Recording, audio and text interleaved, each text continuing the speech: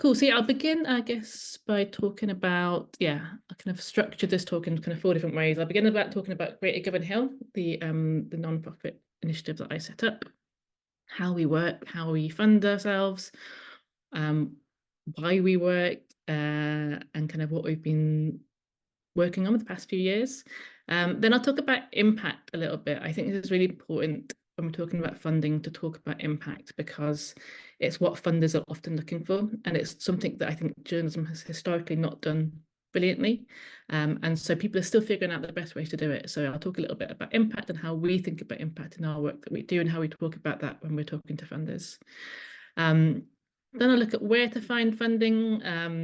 Unfortunately, we are not in the same position as the US, where they have a lot of philanthropic funding going to local journalism, community journalism initiatives and innovations.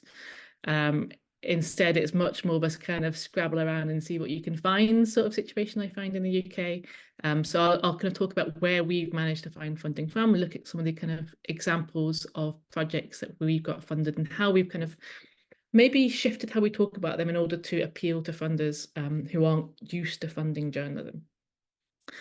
And then I'll just end with a few kind of hints, tips and advice, looking at budgeting, looking at partnership working, looking at policies that you might need, thinking about transparency and editorial independence and that kind of thing.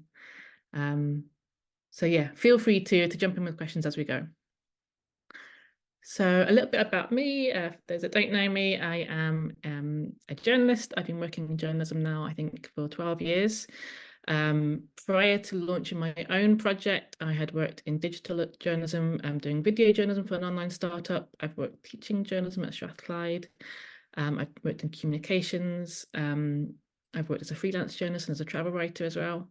And I also worked in community development in a communications role. And I think possibly this is quite relevant because I have a background in the third sector that I was able to kind of apply to the work that I do in journalism. And I think, again, not all journalists come from that same kind of background, and therefore that's sometimes thinking about the work that you do and how to talk to funders with it is not taught in journalism school. So I think that's been quite crucial to why we've managed to get funding sometimes. I've got a bachelor's in humanities, a master's in journalism, media and communications, and a postgrad diploma in journalism, innovation and leadership. I'm involved with various kind of boards and committees, such as the Scottish Government Public Interest Journalism Working Group and the Women in Journalism Scotland Committee. And as Ian said, last year I spent 6 weeks in the US and Canada visiting innovative local and community media projects and kind of getting under the bonnet of how journalism is developing in the US, how this new form of what's been called kind of civic media is working to engage with communities in quite different ways. I'm writing a report. I've nearly finished writing my report on my trip, so that should be hopefully out within the next month. So I'm happy to kind of share it widely with various networks once it's out. So perhaps Ian can share it as well. In terms of what I do then, so in 2020, I launched Greater Govanhill, which is a community magazine and media project. I had moved to Govanhill in 2018. For those that don't know, Govanhill is an area of Glasgow that is one of the most multiculturally diverse neighbourhoods in Glasgow and Scotland. It's also an area that can feature highly on indexes of multiple deprivation. And it has traditionally has had quite a negative reputation, which has been kind of caught up in racism and xenophobia and political motivations as well, and fueled by media coverage written by those who live out with the area. So the idea for setting up the magazine was really to challenge some of those negative stereotypes, to provide a platform for voices you don't typically hear in the media, and to shine a light on the people and the projects doing really great work in the community that you didn't often hear about in the traditional media. We take a solutions-focused approach to our journalism, which means that whilst we do acknowledge that issues exist, we tend to cover them in a way which explores solutions and doesn't just leave it hanging on the negative. As Ian mentioned, in 2022, we opened the Community Newsroom as a collaborative project with the Ferret to an investigative journalism cooperative. That's that bright yellow building in the middle of the page there. And we run that as a kind of collaborative community media hub We run it as a newsroom, as a place where people can drop in, have a chat about what's going on.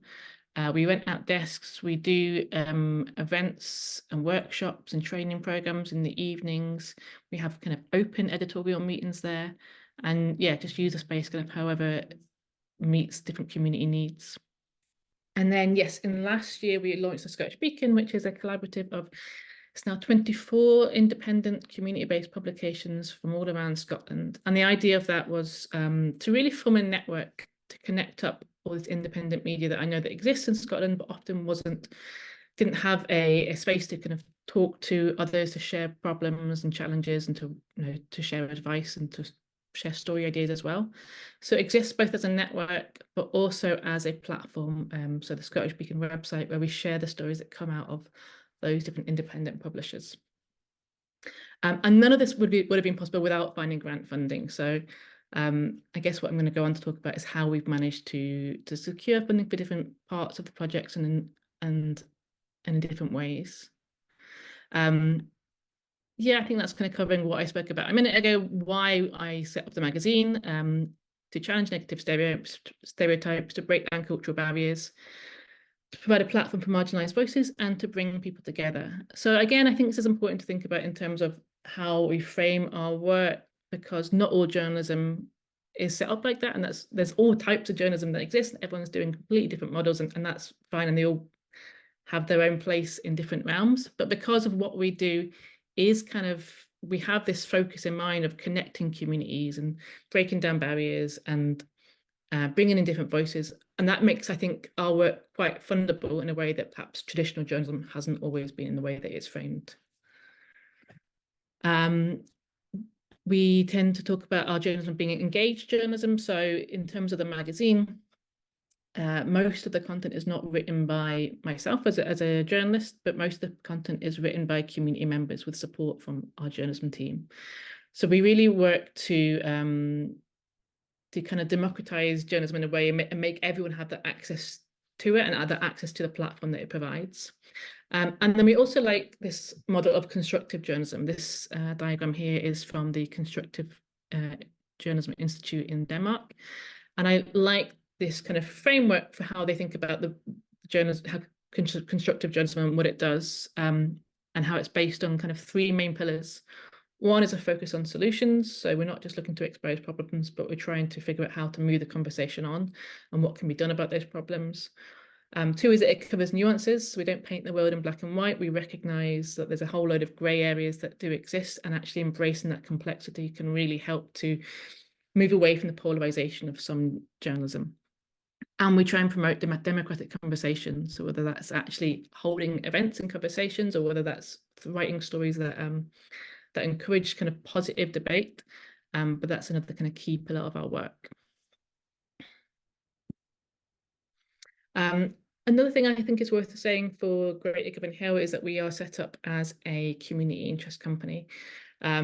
There's all, some of you might be working for journalism organisations, some of you might be thinking about launching your own, some of them you might, just be working as freelancers or as student journalists or whatever else. So there's all these different kinds of models that might work for different people in different ways. But we are a community interest company limited by guarantee, which crucially means that we operate as a social enterprise. We don't have shareholders, so this is quite important, I think, for many funders who want to know that when they're funding something, they're not just lining someone's pockets. So any profits that we make as a community interest company go back into the community, and that's kind of written into our constitution. It also means that we're values driven. So every year we have to submit our company accounts to Companies House, but you also have to submit an impact report.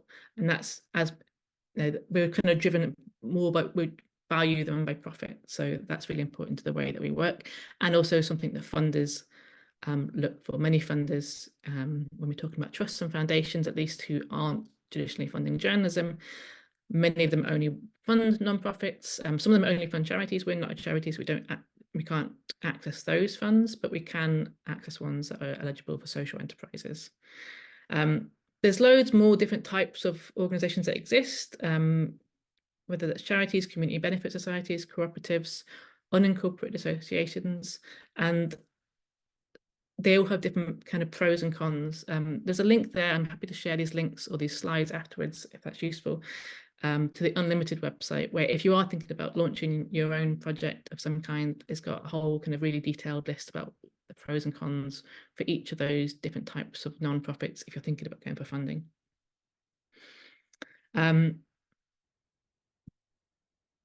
I'll tell you a little bit then about the kind of how we got started as a social enterprise. As I say, I'd moved to Govanhill in 2018. I'd been struck by this difference between how people describe the neighbourhood and the reality of living here.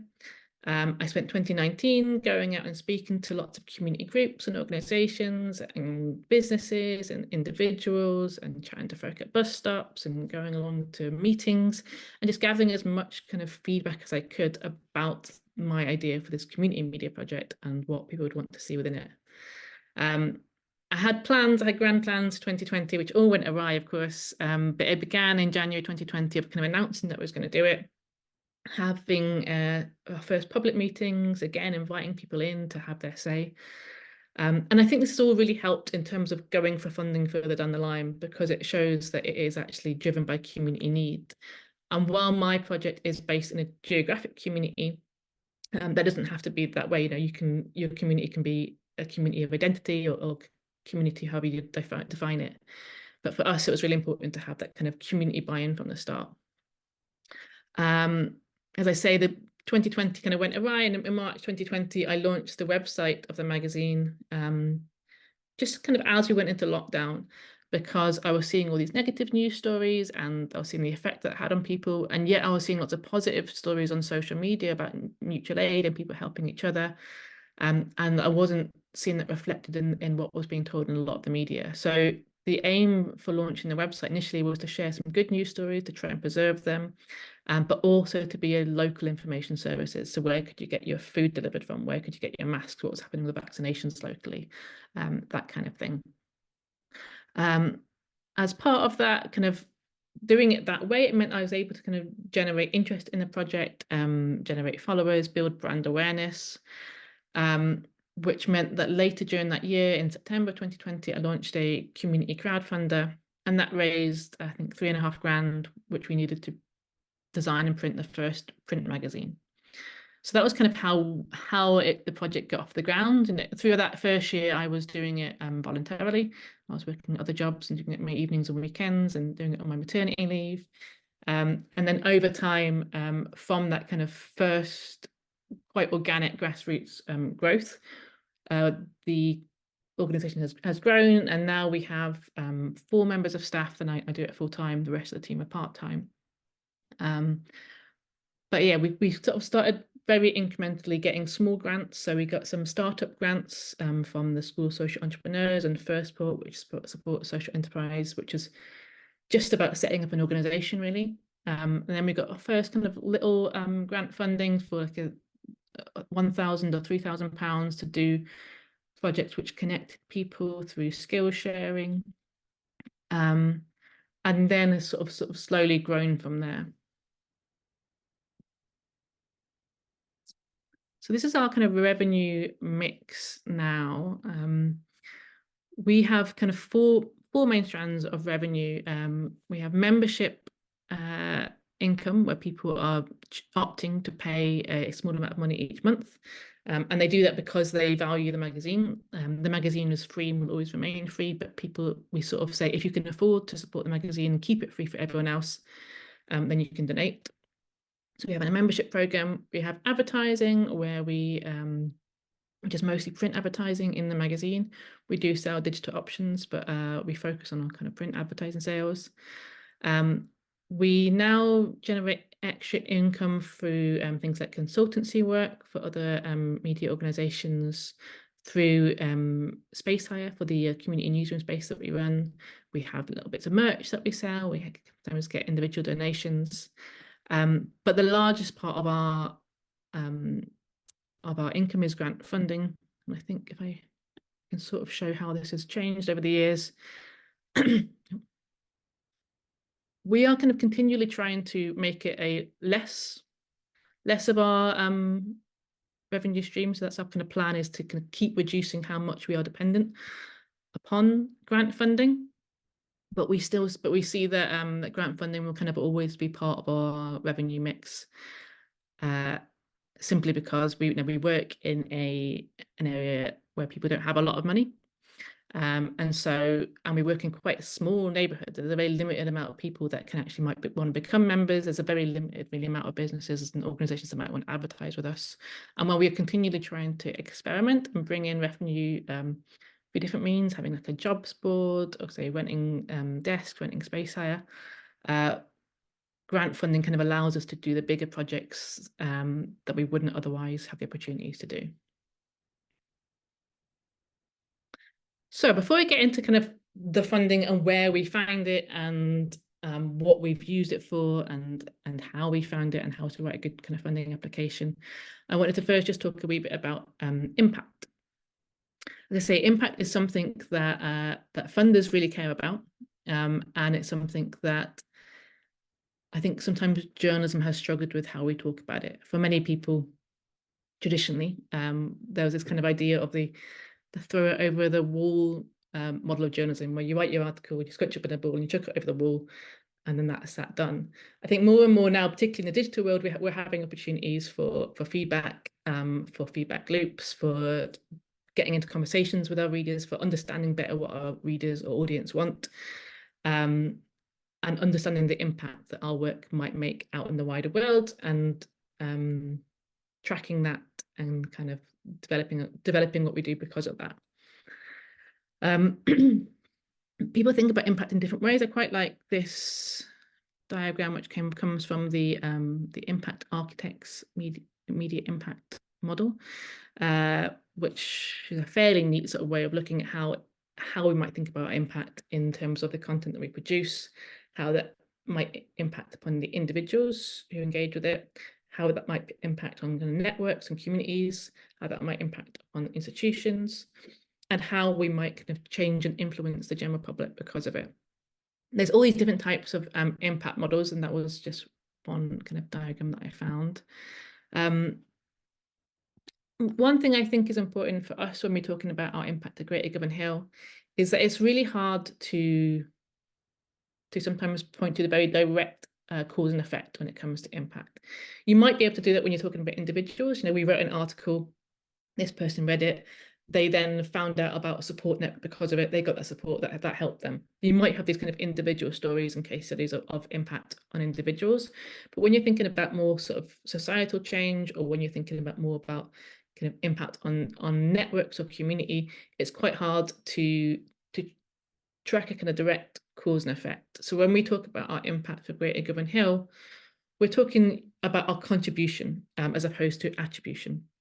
So we recognise that kind of systems that we operate within are very complex and influence people's behaviours, policies, people's actions are influenced by a whole multitude of things. And they might read one story from us about doing something differently, but it doesn't mean that is the only thing that's caused them to act differently.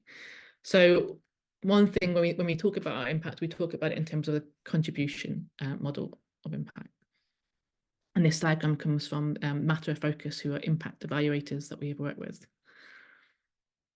When we think about the impact of our work, we kind of have overarching models that we think about for Greater Govanhill as a kind of entire project. And then we also have kind of impact models that we use for specific projects. So I'm going to talk a little bit now about kind of the overarching models that we have for Greater Govanhill. You've probably heard about the theories of change, kind of looking at the intentions for the difference that you want to make in the world. And you can use, again, different frameworks for this. We use logic models or outcome mapping, or you might have a North Star framework where you're thinking about your kind of long-term goal and thinking about the work that you do kind of sitting within that.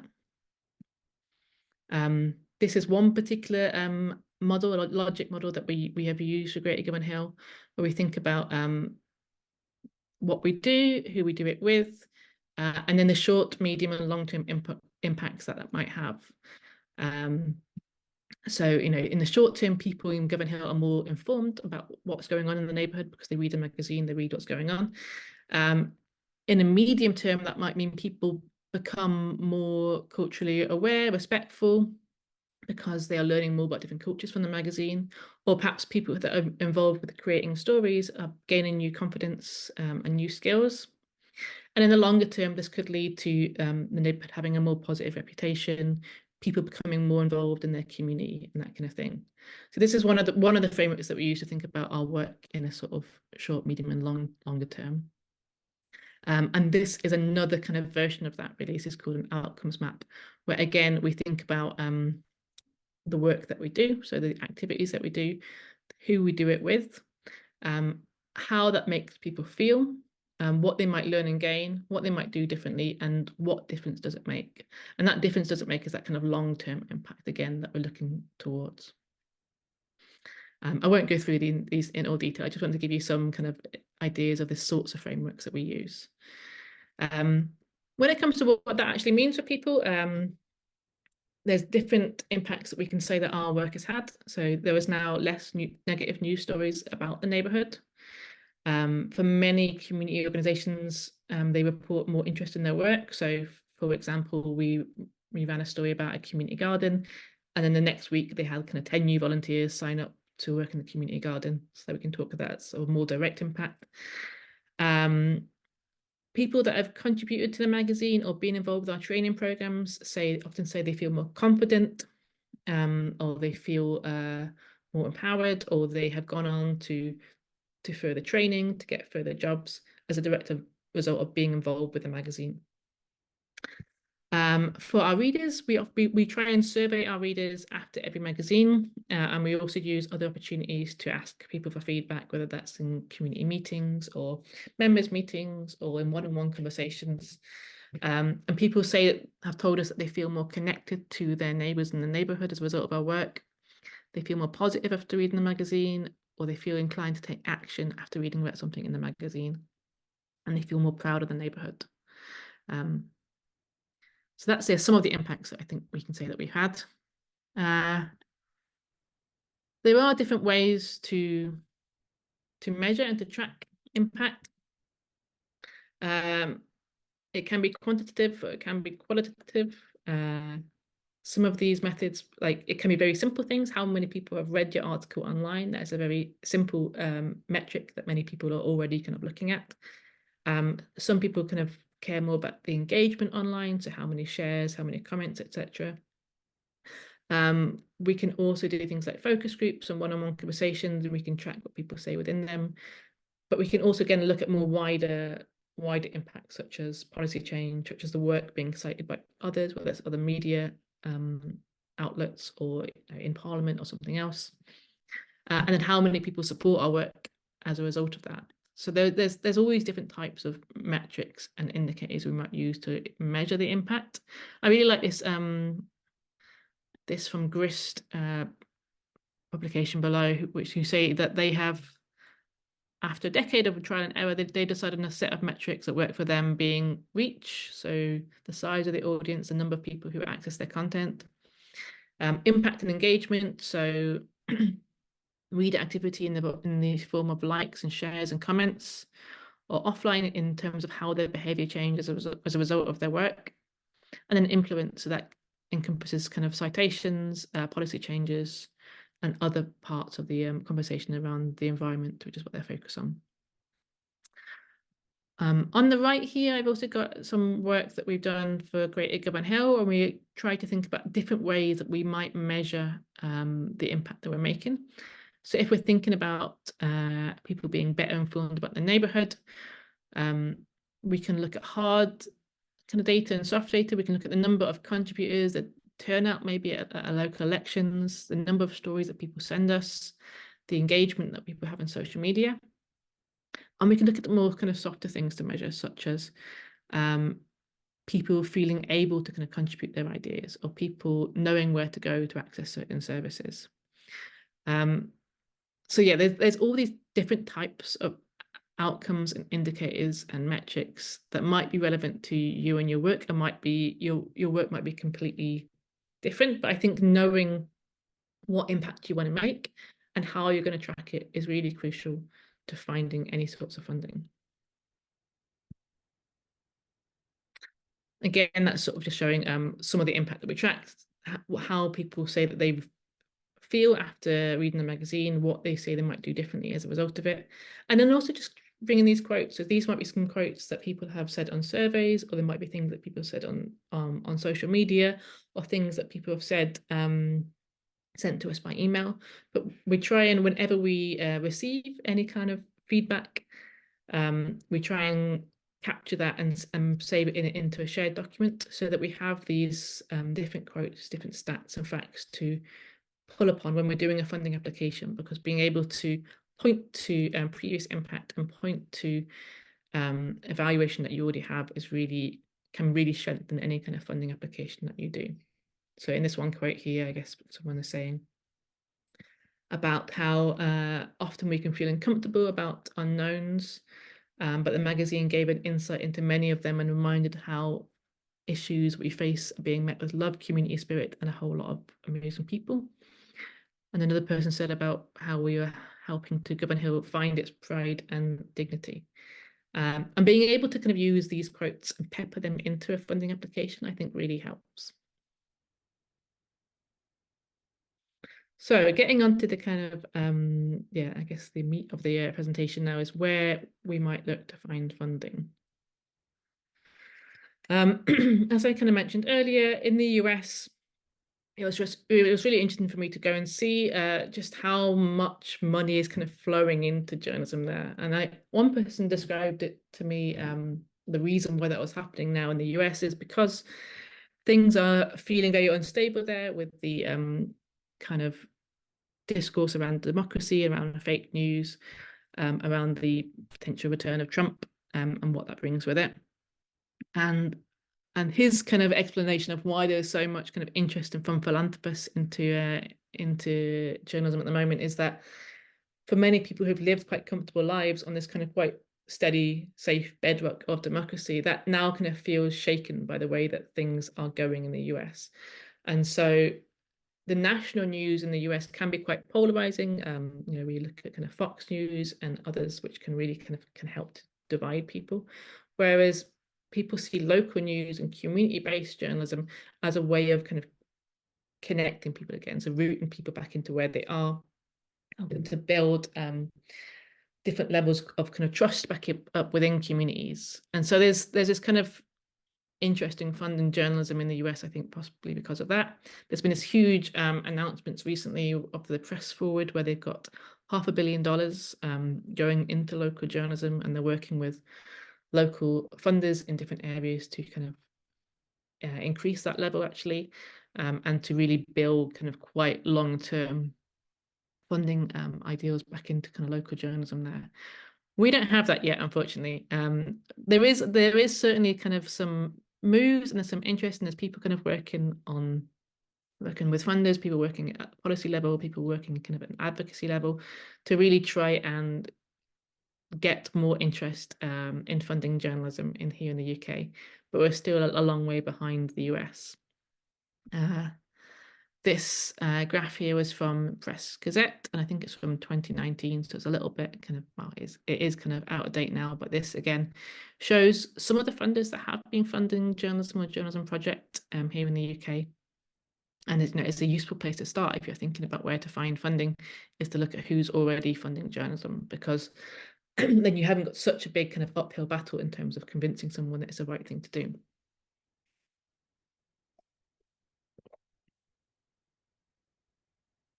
There isn't any single place to look where I think you can find absolutely every opportunity available to you in terms of finding funding. But what I tend to do is keep my kind of eye on all these different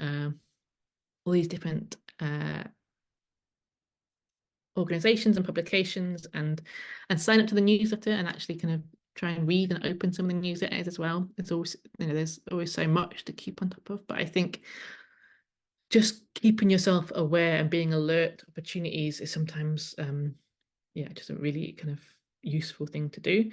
But some of the places that I have looked or have found journalism funding opportunities from include looking at kind of local council voluntary organisations. So in Glasgow, we have the GCVS, the Glasgow Council of Voluntary Services. There's also the Scottish Council of Voluntary Organisations, and I think that exists in various different regions and local areas as well.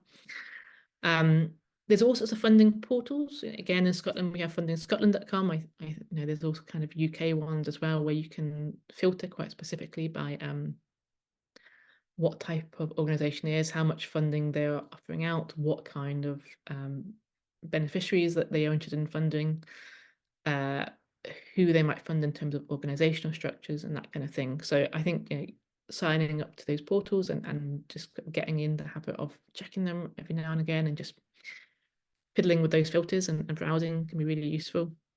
Various kind of journals, newsletters. So I'm a big fan of Journal Resources, and they have a funding page on their website as well.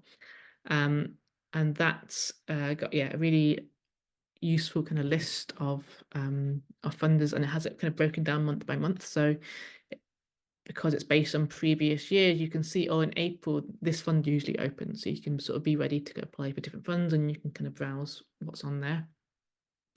There's also things like creative funding bodies. So in Scotland, we have Creative Scotland. I know that you have Arts Council funding in England, which again might not traditionally be there for journalism projects, but if you have a project which is somehow related to the arts in different ways, or takes a creative approach, or involves creative writing or something else, there's ways of kind of finding funding for those sort of bodies. Community foundations is a big one. Again, my experience of funding is based on geographical community and looking for those kind of local funders. So that's kind of a useful place to start for that. There's lots and lots of European journalism funders.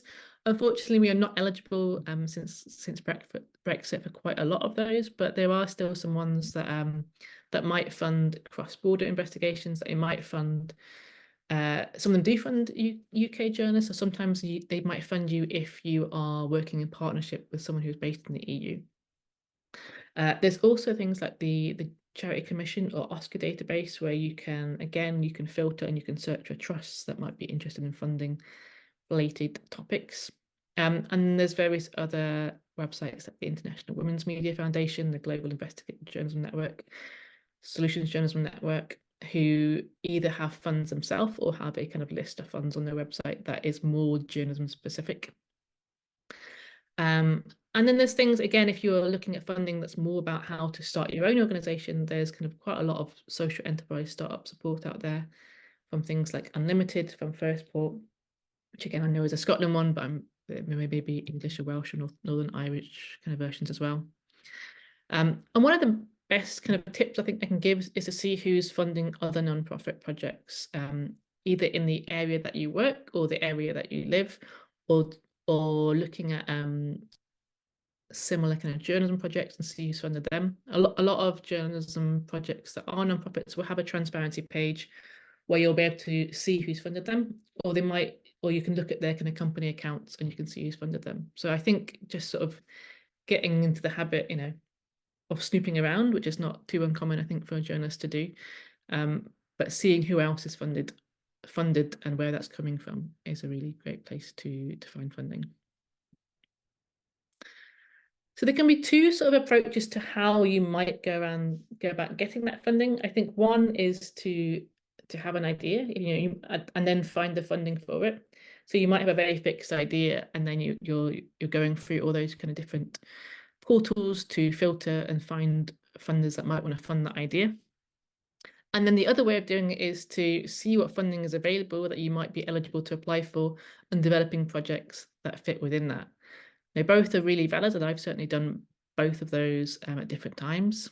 And sometimes you might have developed an idea, you might have pitched for some funding to try and fund that idea, you might not have got it, and then it's about then seeing what funding is available and then reworking what you have to fit in with funds that are available.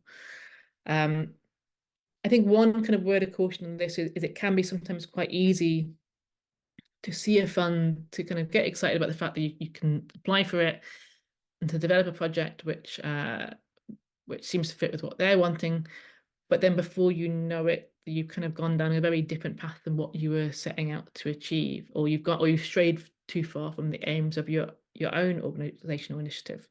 So I think it can sometimes be easy to kind of get swayed with where the money is, but just kind of keeping in mind, you know, what your overall aims are and how this fund or this funded project might fit within that is really important.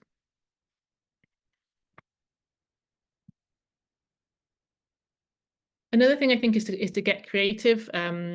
There aren't really journalism-specific funders in the UK, unfortunately. That isn't to say that no one funds journalism, but there isn't one journalism funder that I can point to that I could say, right, here you can go, you can definitely find funding here. And while there are international funds that UK journalists can apply for from European funders, for example, there's not lots that UK-based journalists are eligible for. So for me and the work that I do, because it's very kind of community focused, I tend to think about how I can frame the work that I do in terms of the community engagement element or the impact that it makes on community or on certain sectors of the community or people that have been typically marginalized within our community. And framing the work that I do, which still might be a journalism project, but framing it within those kind of terms and those kind of contexts can often, I think, pique the interest of a journalism funder far more than you just telling them about an article that you want to write. Thinking about the impact that your article can make and how that aligns with the impact that they want to achieve is a kind of better way of kind of going about that, I would say. The most popular charitable causes in the UK include children, education, health, the environment, health, and homelessness. So again, thinking about whether the work that you're doing or the reporting projects that you want to do make an impact within these spheres can help you kind of find how you can, again, make your journalism project eligible for funding. Ian, I see there's 10 comments in the chat. Is there any questions that you kind of wanted to jump in with at this point? Well, we could do that. So let me just see what might be. So we had some questions about the US situation, why the US seems to be so far ahead of us. And actually, Peter's just messaged me to say it would be great if, for instance, a little bit like, I don't know if you went to New Jersey and saw what they're doing, and they're the Center for Cooperative Media, kind of gets a chunk of money that they then help support local media organizations with, and Peter's saying that it would be lovely if the Civic Journalism Lab had that sort of role where we give a stack of money, and then in our region we could hand that out. It feels that we're a long way from that here in the UK. Would you agree with that? Yeah, their example is quite interesting, and again, it's very unique to the US, whereby some of the kind of the broadcast frequencies were owned by states, and then they were bought up by the cable companies, and then the cable companies in New Jersey, they managed to advocate for that fund, some of that money to go back into local media. So yeah, we don't have that that specific situation, but it's really inspiring to go over there and to see how they're, through kind of a lot of hard work, they are managing to convince states in some cases to kind of think about how journalism needs to be funded. And I think I think it's quite a different situation, but I know that there is advocacy work going on in the UK as well that is kind of trying to convince people of the same thing. A couple of other questions, maybe. A couple of comments. Andrew says, "Such great and important work you're doing, Rhiannon. Thank you for sharing so generously." Maybe ask, have you faced any challenges in staying independent from funders? And if so, how have you managed that? I'll come on to talk. That's part of my kind of talk later, so I'll kind of address that as I go on. That's fine. And then a couple of questions about where to find funding for specific projects, but maybe we can cover those off at the Q&A at the end as well. Yeah. And just a quick question just about paying contributors. Is that something you do?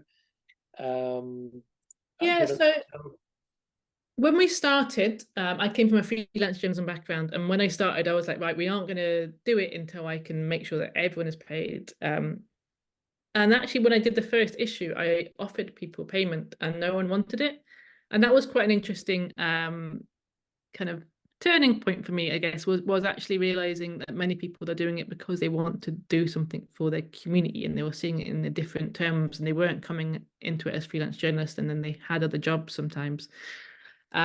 So now we tend to offer payment for our contributions to the print magazine. Not everyone is able to take it, maybe because they're seeking asylum, or maybe because they are receiving benefits, and or unable to be paid. And then sometimes we offer people kind of a gift instead. And sometimes we have particularly funded projects where we are able to pay everyone like a decent amount, and we can do that across the board. And sometimes we are working on things where we don't have that kind of funding behind it. So it varies. We are trying to get into the point where everyone is paid, for every kind of contribution they make.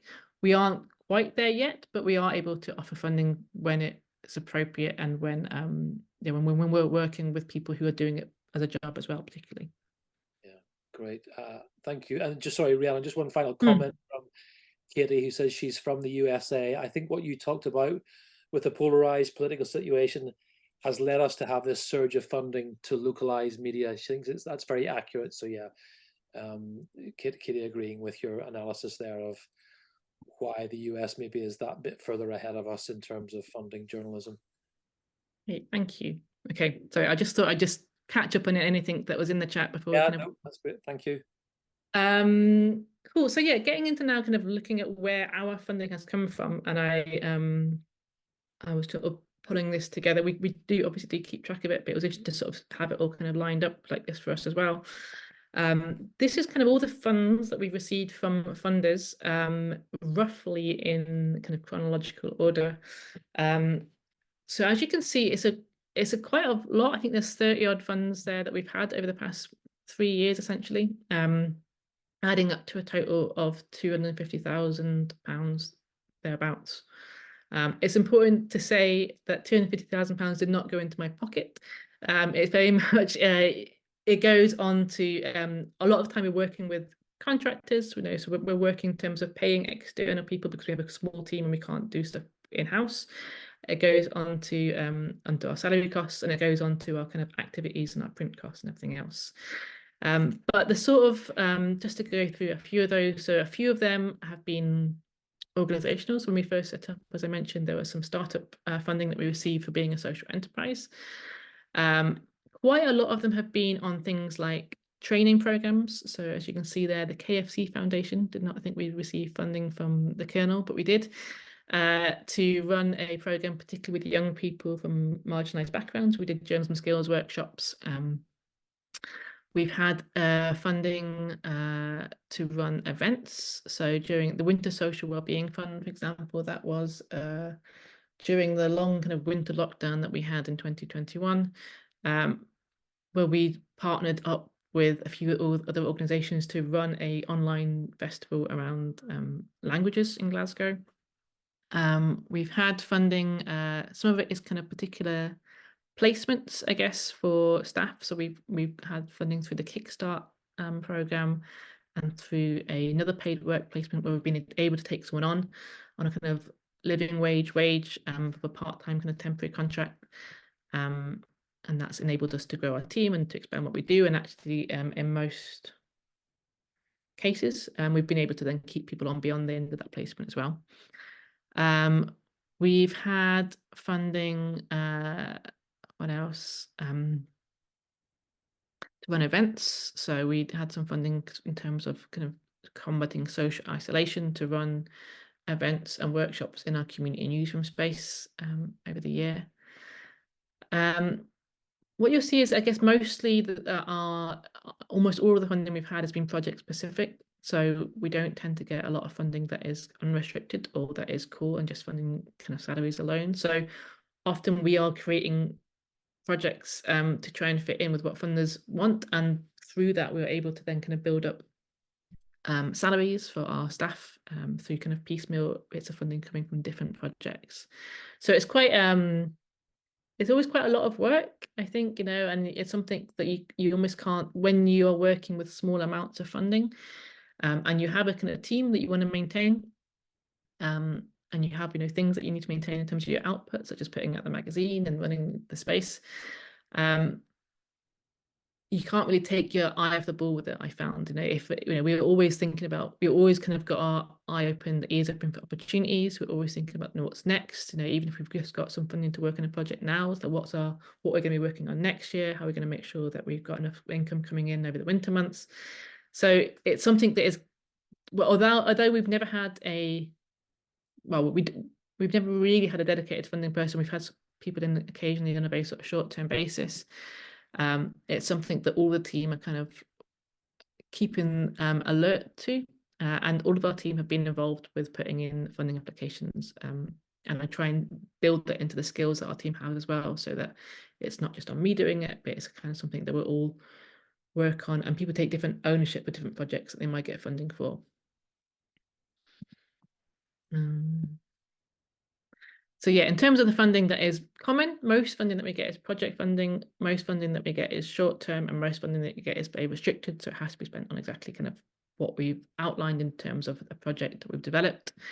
The unicorn that we're always searching for is the core funding that is multi-year and unrestricted, but it is hard to find, and it is unfortunately not very common yet. And again, I'm hoping that that the UK might follow some of the lead of the US and might develop more kind of funding models where it's led by what people are telling funders they need rather than what funders want to fund.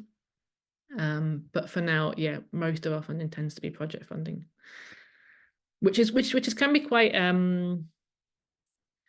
it can be quite disruptive, I suppose. It can be hard to plan long term if you don't know exactly what project's going to be working on next year, because you've got 5 funding applications in, and you might get one of them, or you might get none of them, or you might get 3 of them. So it can be quite hard to kind of plan out longer term work because of that. So I just wanted to talk you through a few different examples of our projects that we've had funded. I think that's, yeah, it's not loading, but it's okay. You don't really need to see those images. So this is one fund that we got about gambling harms, and this is one of the more kind of classic reporting funds, I guess. We received £3,000 through a pilot project, really, that was in Glasgow, where they had this small community fund that was about countering gambling harms, raising awareness of it, reducing stigma around it, and exploring solutions to it. So we put in for that fund to basically do a 6-page spread in the magazine on this topic. And this one was great because it was something that we might have done anyway, because it was important to us, it was important to our community. And the way that we did it is we held a screening event in the newsroom with a short documentary that some local activists had made on this topic. Then we used that as a kind of starting point for a conversation. And then we kind of explored that as a community conversation and how it was impacting people locally. And then we did a whole kind of series of reporting on it. So we looked at how prevalent betting shops were on our local high street.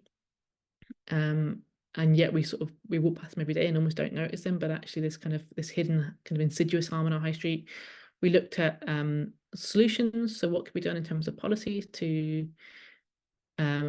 kind of prevent some of the harms. We looked at how it was impacting different communities. So we worked with a Roma charity to explore what it meant, what gambling harms might look like in their community, and how people were countering that. And we also kind of did a more, I guess, classic kind of reporting interview on with people who had been impacted by gambling harms. And so that was, yeah, a simple kind of reporting project which fit in with the aims of what the funders wanted, which was to reduce stigma, to raise awareness, and to explore solutions.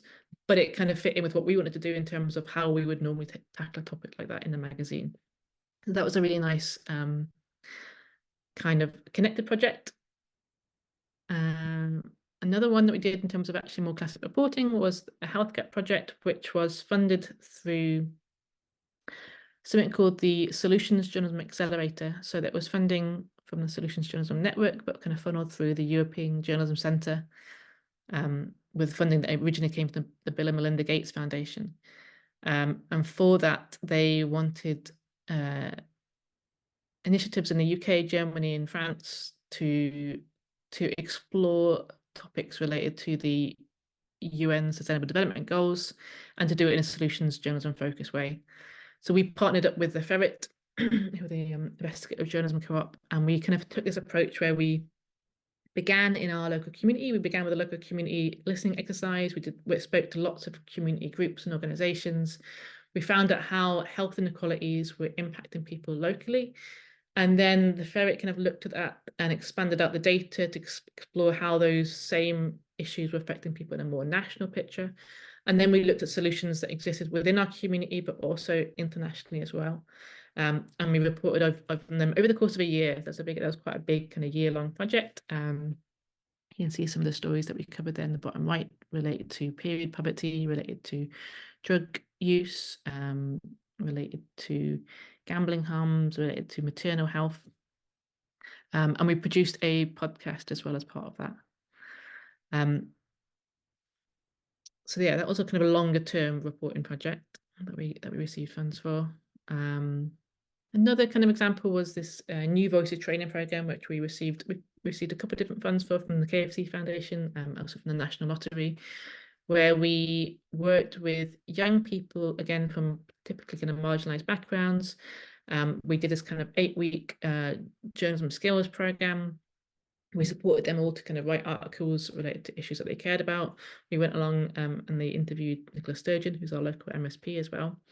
And then we put out a special issue of the magazine, which featured and ran their stories. So that's kind of quite a classic model that actually we've run quite a few times, as that kind of training program, because I think, again, for funders, increasing skills, increasing confidence, building connections that you can do within a training program like that, and then using it to also bring those different stories, bring those different opinions, perspectives to a wider audience, is something that they can quite understand and get behind. So we've done a few sort of similar community reporter programs like that. This one we call it funds, or the objects that are meaningful to you. And this one's maybe a little bit different in terms of a storytelling project. And we initially did this, and it was funded by the Museums Galleries Scotland, because they had a year of 2022 was meant to be the year of the stories, and so they're looking for storytelling ideas. And again, thinking about your journalism, journalism is telling stories, and I think sometimes when you frame it as stories and how you tell stories, as opposed to how you do journalism, again, sometimes that can be more interesting or understandable to funders. So for this project, we asked people to share an object that was meaningful to them. We photographed their objects. We recorded an interview with them about the object, and then we did an exhibition, which was in shop windows, and we created these little postcards that told these stories. We created a podcast that went alongside it as well. And what we found was actually most of the stories that we heard, because Govanhill is so multiculturally diverse, that most of the stories that we heard were kind of stories of migration, and again, really kind of important and interesting stories that might not classically be seen as newsworthy, but we felt was really important to kind of paint this picture of our community and to bring those stories to a wider audience. So we received funding from that, initially from the Museum Galleries Scotland, and we also received additional funding from the National Lottery, and that funding also helped us to set up a community kind of podcasting room, which other groups have been able to use. This is a project we're just about to start. We got some funding from the Joseph Rowntree Reform Trust to look at how we can put people first in our kind of a general election coverage this year, because we'll have a general election in the UK this year, and there's this model called the Citizens Agenda model, which was developed in the US, where basically thinks about how we change from a politician kind of controlling the narrative and the agenda to making sure that people are controlling the narrative and agenda when it comes to the general election.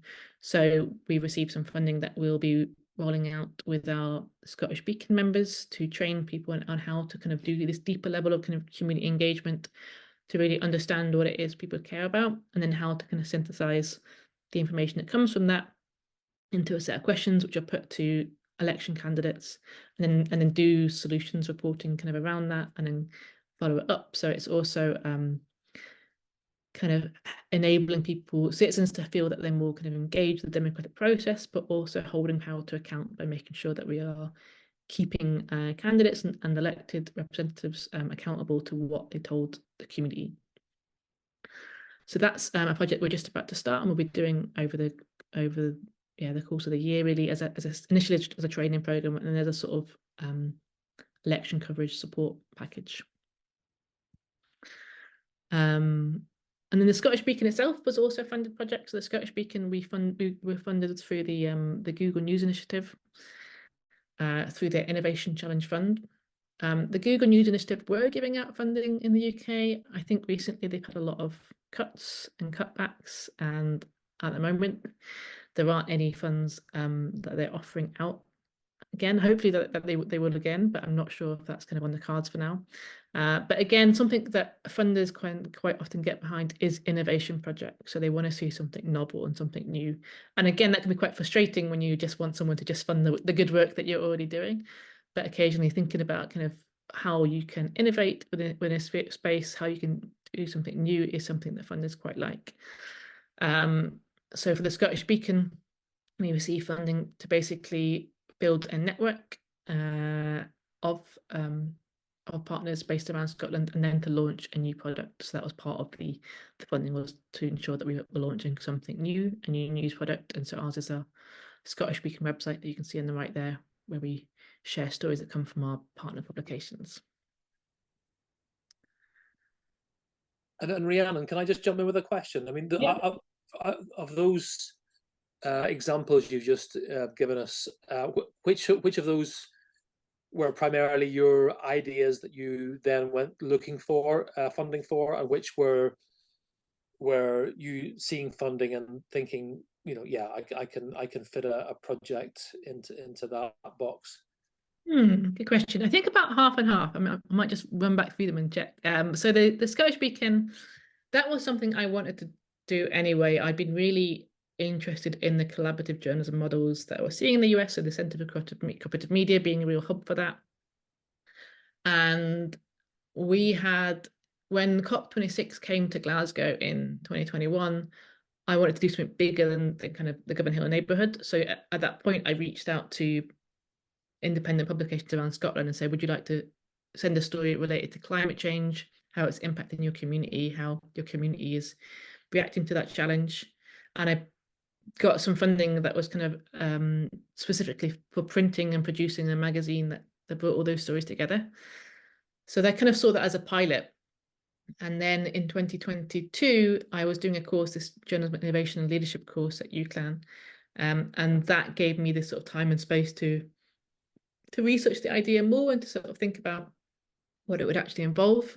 And then by quite good chance, I guess, that year, the Google News Initiative launched this fund for innovation projects in Europe. So that kind of was really fortuitous timing for me, and just sort of nice kind of synergy with something I was trying to do anyway, and suddenly some funding came around for it. So it's great when that happens, doesn't always. In terms of the citizens agenda model, again, it was something I've been interested in for a while, and I think I knew that the Joseph Rowntree Foundation are interested in funding kind of democracy related projects and kind of more sort of shorter term kind of campaign type projects. So a lot of the time I might be looking at what funders are funding and what funds are available, but I kind of got in the back of my head, or sometimes I've got it written down, a list of project ideas, like a wish list of project ideas that I want to do. So sometimes it's about kind of pulling one from that list, or sometimes it's more about creating something new. With the funds project, that that came quite naturally. I was we did it in partnership with a photographer and also another community group, and I was talking to them about this idea about how objects tell so many stories, and it just sort of evolved quite naturally, and then it by chance some funding became available, so that worked quite well. For these ones, I would say these kind of training programs, we have developed them to fit in with what funders want. So we see that funders want to fund young people from underrepresented backgrounds. They want to fund skills work. So we developed training around that. For the Health Gap project, again, that was something I think we developed in response to what they were calling out for. And the Gambling Harms project, again, it's a sort of reporting that we would do anyway, but we adapted the sort of reporting that we do to what they were looking for, which is specifically around this topic. But it felt, again, very like a natural kind of adaptation, if that answers your questions. Yeah, thank you, Rhiannon. So just to get into a few kind of hints, tips, and kind of general advice in terms of doing your own applications and thinking about where you might find funding. I think these are sort of, these are my kind of top tips, which is be smart in where you apply. So, you know, you could spend hours going down all these rabbit holes of all these funding applications and all these funders that are out there and developing kind of a whole myriad of ideas. But I think it's important to just keep focused and think about what are how does this fit in with what I'm trying to do generally? How does this fit in with what I'm passionate about? If I'm going to get some funding and it's going to fund me to do this work for a year, do I actually care about it enough to want to do it for a year? So making sure that you are kind of staying focused and not kind of wasting your time, because there's no point if you are trying to shoehorn your idea into something that it doesn't really make sense, then you're just going to be wasting your time and wasting the funders' time. And I think, sometimes it's just about being patient and having that list of ideas that you might want to sort of draw upon at some point. Doing your research, I think, is really important. Making sure that when you are, before you begin an application, you are reading all of the funders' guidelines, you're reading exactly what they require in the application, you are thinking about what timeline that they are asking you to do it in, whether you can actually do it or not. You're thinking about kind of what their aims and objectives are and how closely they align with your own. And then, if they do align with your own, in order to make your funding application more successful, think about actually using the language that they use. So if they are talking about impact in a certain way, if they're talking about equality in a certain way, reflecting that language back in your application shows that you've done your research and shows that it makes it easier for them to understand how it fits. Also making sure that you look at what previous projects they might have funded. Usually foundations have kind of list of previous grantees, so you can read back through kind of what sort of thing they might fund, and again just make sure it's a right fit for you. Be specific. So it's all very well having big ideas or kind of big picture stuff, but really what funders want to know is actually what are they going to get for this money? What exactly are you going to deliver? What's your time frame? Who's going to do it? What capacity do they have? What qualification do they have? And being as detailed as possible, I think, is good for you to kind of have that clarity in your mind, but it's also good for the application. Being realistic about what you can actually do. Sometimes I think it can be easy to get kind of carried away with seeing a great possibility for funding and developing this big idea, but then actually remembering you have to do the work as well. So making sure that you have the capacity to deliver what you are setting out to do. One thing I find helps me, it might not help you, is to start with the budget. I think sometimes if you are putting together a budget, that again can help you to figure out exactly what activities you can do within that budget and what outputs you can create within that budget. And again, can just keep you from sort of accidentally kind of expanding it too far. And always get someone else to read it. So, even if it's something for a freelance project, even if it's just you applying by yourself, not as part of an organization, making sure that someone else has checked it over. Ideally, someone with experience of grant applications. But even if they haven't got experience of grant applications, having someone who doesn't know your work who's could be your friend, a relative, just read it and see if it's understandable, see if it makes sense, see if they have any questions. Is a really helpful thing to do. And I put a little link there for the White Pube Funding Library. So they have a library, kind of an online database of successful applications. It's applications, funding applications within the artistic sphere. So it's a little bit different to journalism funding applications. But I think, again, just looking through successful funding applications that other people have done can be really helpful in helping you to sort of craft your own.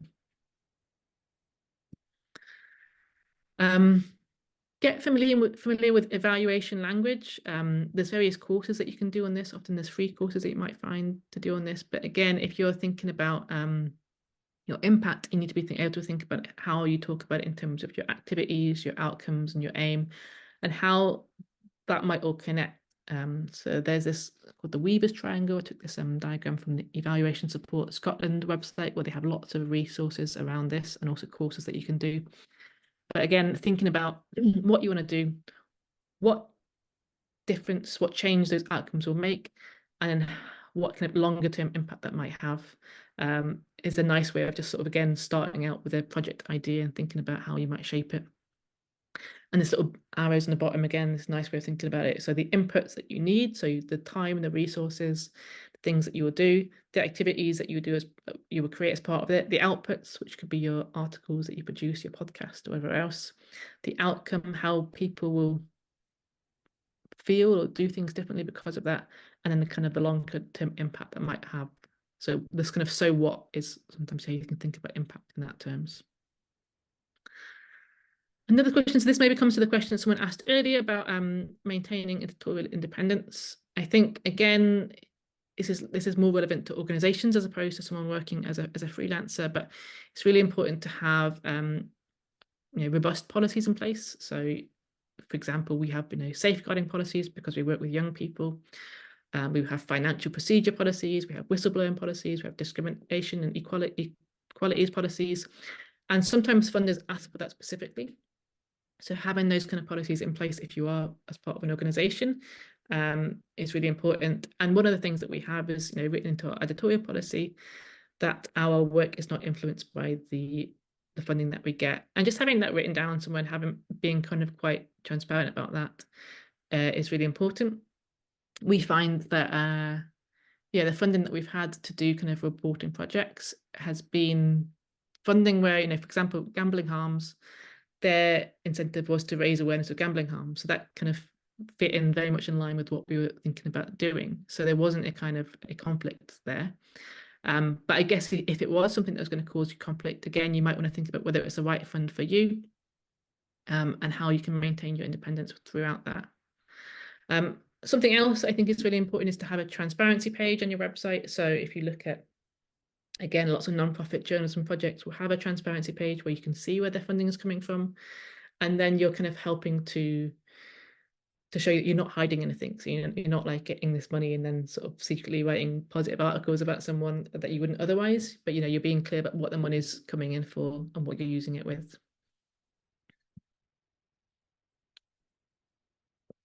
I think another thing is to think about partnerships. So we tend to partner with community organizations quite often. We tend to partner with other local journalism projects. We've partnered with the Ferret, with our Scottish Beacon partners.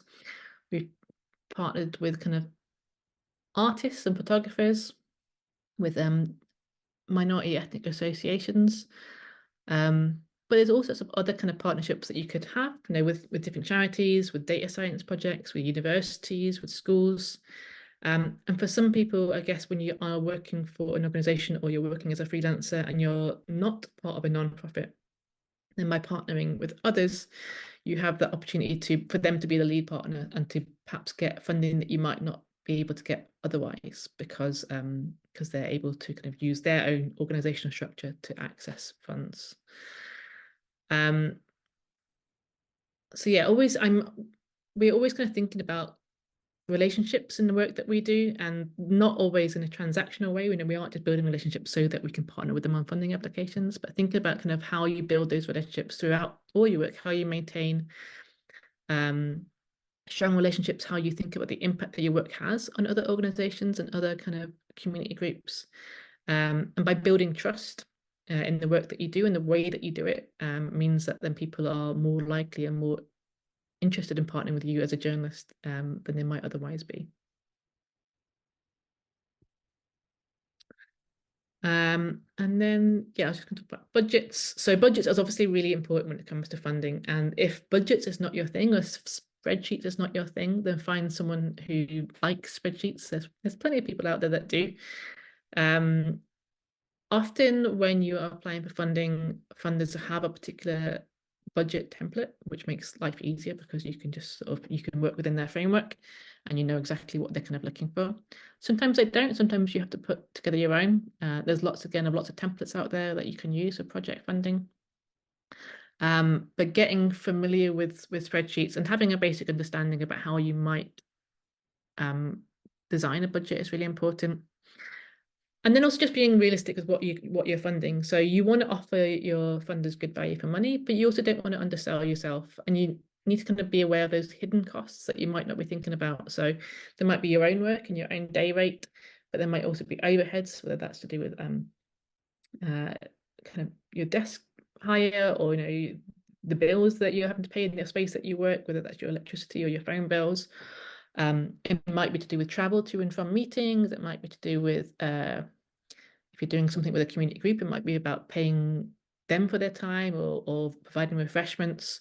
So always kind of think through quite carefully what activities you'll be doing and any associated costs, because again, you don't want to get a project funded that has a quite restrictive funding and then find out that you haven't got this budget spare to actually be able to do the project because you haven't worked it in. So I think just trying to think about all those little hidden costs that you might not otherwise include, or you might not be thinking about when you're thinking about the big exciting idea, and trying to write them all down and thinking through it really carefully is really important. Something else I think that funders like is to think about what you might provide in kind. So occasionally funders don't want to be the only person or the only group funding a project. They either want you to already have secured some funding for it, they want you to be generating income in a different way, or if you aren't able to do either of those things, then be able to provide something in kind, whether that's additional staff time, or whether that's use of equipment, or whether that's the use of a space. But thinking about what else that you can offer to show that you're also committed to this project can sometimes help to kind of swing a funder, I think. And then keeping track of spending. Again, it can be easy once you've got your project and you're really excited to set out and do it, and actually keeping track of your spending, because sometimes funders will want reports, not always, but sometimes they do. Sometimes they might want to see receipts, again, not always, but sometimes they do. But even if without those two requirements, I think it's really useful for you and your own work to know how much you're spending on a project. So then if you think about doing something similar again, you can take that knowledge and you can make sure that your budget better reflects the reality of what you actually need. So yes, make friends with spreadsheets if you aren't already. And that is the end of it, I think I had. So yeah, thank you so much for listening. Hopefully that wasn't too much of me waffling, and I'm very happy to sort of, chat and take questions now. That was terrific, Rhiannon. So much detail. I love those examples as well, and some great advice. I mean, can I ask, thinking about your working week, how much time would you estimate you spend thinking about money and funding in some shape or form? Too much time. I would say there's definitely too much time, and it was something that when I set out to do this lovely project, I never thought that I would spend so much time thinking about money. Not because I want or have lots of it, but because as my organization has grown and my staff team has grown, I have to kind of make sure that we are maintaining that and not kind of having to kind of lose staff or having to kind of cut back. So I have worked with other people, and I've worked with other people kind of doing funding applications for us, and I've worked with people sort of doing freelance work for us. And often I find that sometimes it has to be me that does it, because I know the work so well, because I I've been doing this for a few years now, and because I know what's possible. And yeah, I know that some people can hire like a fundraiser, and they might take then a cut of kind of the funding that comes in. There's different ways that might work. For me, I find that it tends to work best me doing it, but I'm okay with that. My team are brilliant, and they do the great kind of editorial work, and actually I'm happy if they're doing that work, and I can help it to happen in other ways. Well, thank you. Well, just a couple of questions at this, but well, first of all, we're getting some lovely comments in the chat. You might want to look at those, Rhiannon, because some of it's in Welsh. I think I could speak Welsh. I know I have a Welsh name, but unfortunately I can't. I can you certainly know. I'm sure you know more than I do. But there were a couple of specific questions about funding certain things, and it may or may not be possible for you to answer those. But Vaby was asking, for instance, about funding for diaspora community in the UK. If you wanted to do some projects in and around diaspora communities, what would be your first port of call, do you think, for that kind of work? Yeah, interesting question. I think we do some work with diaspora communities in the UK, in the work we do with Greater Govanhill, and that we've worked with South Asian women, for example, from Pakistani kind of diaspora community, and we've worked with the Romani community a little bit. I think often that kind of work, when it is working with people that might otherwise experience discrimination or be marginalized different ways, is often something that funders are interested in funding. In terms of where you might find that funding, again, all of those places that I listed before, I think are a good place to start. I think you can filter, for example, you can filter on a funding portal for work with migrant communities or work with ethnic minority communities. So sometimes using those kind of filters can be helpful. Great, thank you. And then Wojciech's asking about, I work within documentary photography and mixed media.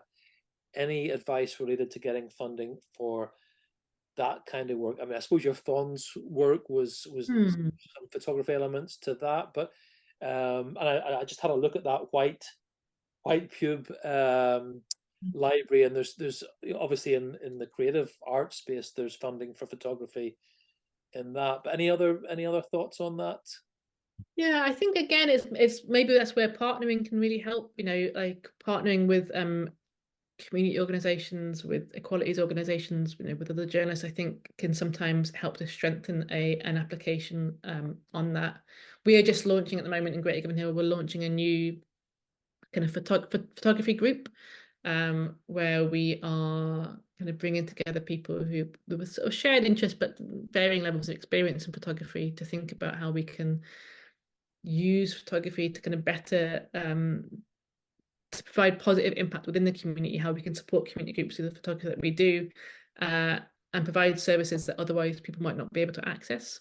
So there's things like that, or maybe you can think about, yeah, I think partnering or the impact that your work can have. I don't have experience so much about kind of funding photography or documentary photography projects specifically, but I know also they know that if you're thinking about actually documentaries, there's also kind of like the kind of film and screen funding landscape, which is a whole nother world to enter. Yeah. Thank you. Andrew asks, how do you fund or manage the time spent writing funding applications? Is it ever possible to ask for funding for that? And maybe the impact, report writing afterwards as well? Yeah, in terms of report writing, yeah, I try and build it in. So whenever we're doing a funding application, I put in days for evaluation and reporting. So that's kind of, that bit is usually covered by a fund. In terms of the applications, not so much. Like we haven't generally, it'd be nice if that time was covered, but generally funders are not covering that, or people aren't thinking that kind of progressively maybe. In terms of how much time I spend each week, I think it really varies. I think I don't have a very sort of fixed diary in terms of I spend 3 hours each Monday morning and I do that. I maybe should. That would be quite a nice way of maybe sort of being a bit more kind of intentional with my time. And it also depends on what we've already got. So, if we know that I've got 3 big projects we've got to deliver in the next kind of 2 months, then actually that's going to be the main focus. So yes, I don't have a definitive answer, but I do spend, a fair bit of time thinking about it and exploring opportunities.